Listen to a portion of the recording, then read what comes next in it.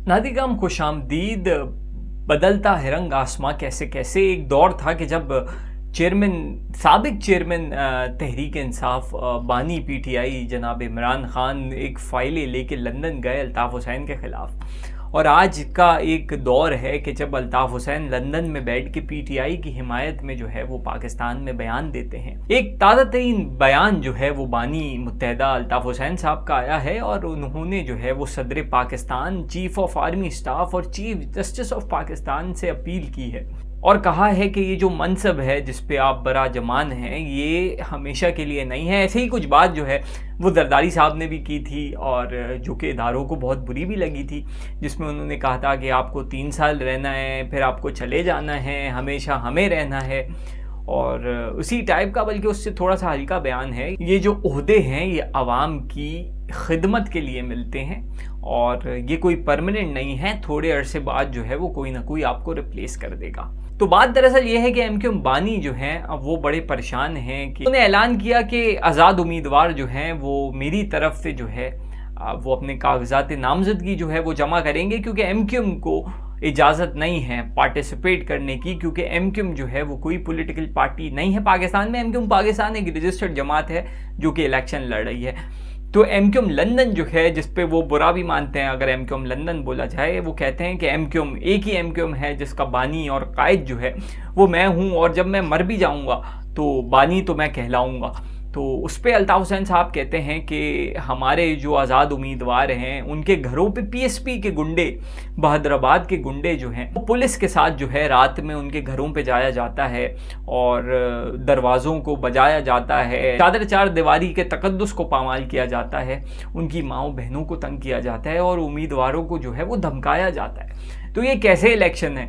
इसी तरीके से पीटीआई के हवाले से उन्होंने कहा है कि उनकी जो उम्मीदवार कागजात नामजदगी जमा कराने आते हैं उनसे कागजात छीन लिए जाते हैं।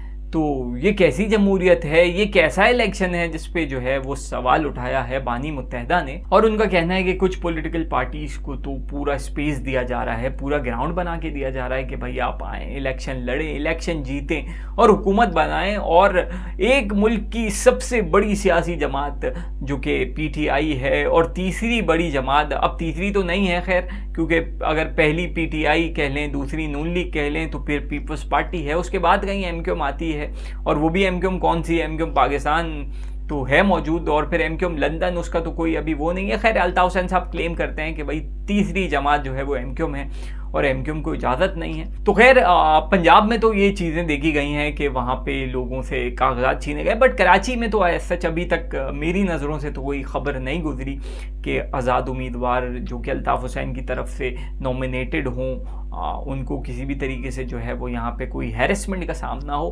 खैर इलेक्शन से पहले ये टैक्टिक्स भी हो सकती हैं, और अल्ताफ़ हुसैन साहब ने जो है वो आर्मी से चाह रहे हैं कि जल्द से जल्द कोई डील हो जाए, और वो डील होती है या नहीं होती ये तो बाद में पता चलेगा। क्यों तो यहाँ से फ़िलहाल कोई मूड नहीं लग रहा कि वो अल्ताफ़ हुसैन साहब को जो है वो कोई गो अहेड दें, और बाकी चीज़ें जो हैं वो चलती रहती हैं सियासत में। तो अगर ऐसा है तो उन पर्टिकुलर बंदों के नाम ज़रूर बताए जाएं कि जिनको हैरेसमेंट का सामना है, ताकि पता चले।